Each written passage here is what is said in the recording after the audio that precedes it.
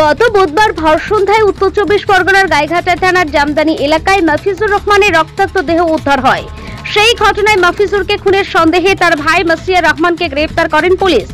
ধৃতকে বৃহস্পতিবার বনগাঁ আদালতে তোলা হলে বিচারক তাকে 7 দিনের পুলিশি হেফাজত দেন।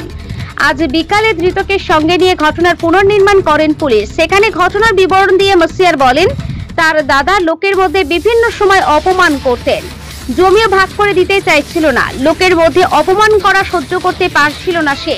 10 বছর ধরে সে অপমান সহ্য করে আসছিল। সেই অপমানের প্রতিশোধ নিতে খুনের পরিকল্পনা করেছিল মাসিয়ার।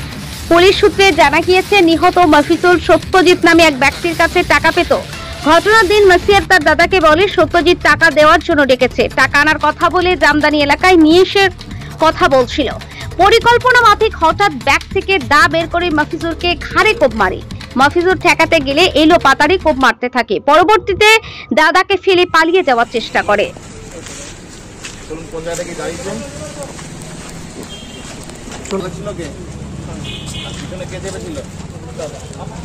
আপনি চালাচ্ছিলেন, পিছনে দাদা চেপেছিল। হেলমেট কার মাথায় ছিল? আর দাদার মাথায় কোনো হেলমেট ছিল না।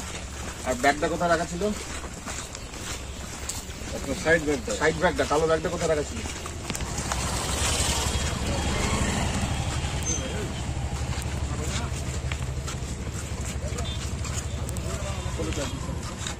এই জায়গাটায় বাইক রাখা ছিল। বাইকের মুখ কোন দিকে ছিল? বাইক কি ঘুরিয়েছিলেন? তারপরে আপনারা কোথায় দাঁড়ালেন? কোন জায়গাটায়? ভালো করে দেখান, আপনি কোথায় দাঁড়িয়েছিলেন? দাদা কোন দিকে মুখ করেছিল তখন? কি করছিল করে? আপনি তারপরে ওই ব্যাগটা তো ওখান থেকে বাইক থেকে নামার সময় নিয়েছিল।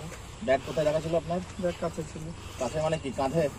কাঁধে রাখা ছিল ব্যাগ। তারপরে ব্যাগের থেকে কোন জায়গায় কোপটা মারলেন? প্রথম কোপটা কোথায় মারলেন? আমি দাঁড়িয়ে আছি, আপনাকে দেখান কোন জায়গায় কোপ মারলেন প্রথম। দেখান, হাত দিয়ে দেখান এইখানে। তারপরে পড়ে গেল। দাদা কিছু বলেনি? হ্যাঁ, দাদা কি করছিস বা এই ধরনের বাঁচা বলে কোনো চিৎকার? বাঁচাও বলেছিল। আপনাকে আটকানোর চেষ্টা?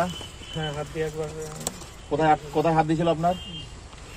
এইটা এরকম ভাবে ঠেকানোর চেষ্টা করেছিল। ওই জন্য দাদার হাতেও কোপ আছে। আর তারপরে আর কোথায় মারলেন? তারপরে পড়ে গেল। হ্যাঁ, তখন তারপরে এবার এই মাথা তো ঠিক ছিল না, তখন মানে যেভাবে পেরেছি আর কি চালিয়েছি। কোপ মেরেছেন যেভাবে চালিয়েছেন। দাদা কোন জায়গাটায় পড়ে গেল? এইখানটা দাদা পড়ে গেল। এখন এখানে রক্ত লেগে আছে। যেখানে পড়েছিল ওখানেই রেখেছেন? আচ্ছা, তারপরে দাদা পড়ে যাওয়ার পর আপনি কি করলেন? বাইক নিয়ে। আর দাদার মোবাইল ফোনটা? দাদা মোবাইলটা ছিল কোথায়? এখানে দেখছিল, এখানে পড়েছে। মানে দাদার হাতেই ছিল? হাতে ছিল, রাস্তায় পড়ে গিয়েছে। তারপরে মোবাইল ফোনটা নিলেন? মোবাইল ফোনটা নিলেন কেন? নিয়েছিলাম, পরে দেখা গেল বাড়িতে ফোন করা, মেসেজ করা। তারপরে এখান থেকে আপনি চলে গেলেন। মোটরসাইকেলটা কি ঘোরালেন? কি এই জায়গা থেকে ঘোরালেন না আগে কি ঘুরেছিলেন? যেখানে ছিল ওখান থেকে ঘোরালেন। ঘুরিয়ে কিভাবে গেলেন দেখুন। কোথায়, কোন দিক দিয়ে গেলেন? সোজা গিয়ে কোন দিকে গেলেন? বাঁদিকে কোন রাস্তায়? জামদানি হয়ে গোবরডাঙ্গা গেলেন।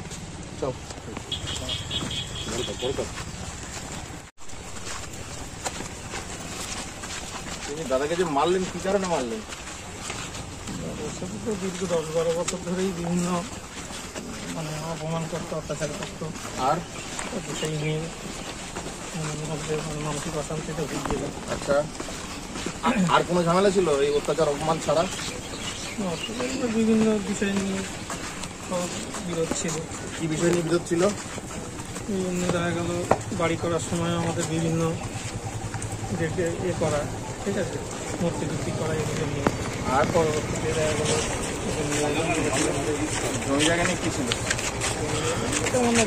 দেখা গেল ভাগ টাগ করে নিলে ভালো হয়। ঠিক আছে। দাদা কি ভাগ দিচ্ছিল না?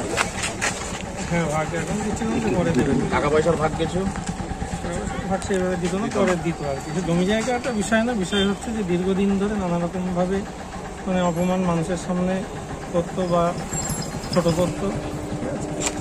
সেই জন্যই আর কি মনের মধ্যে 10-12 বছর ধরে রাগ জমতে জমতে আমি তো নিজেই সুইসাইড করবো ভেবেছিলাম। আচ্ছা, সেই জায়গা থেকে একবার মনে হয় যে সুইসাইড করি, আবার কি আছে এই করতে করতে লাস্টে এটাই কি আপনার সঙ্গে আর কেউ ছিল? না, আপনি একাই ছিলেন? চলো, কি ছিল? দিদি ফাঁকা ছিল? হ্যাঁ, চলো তুলে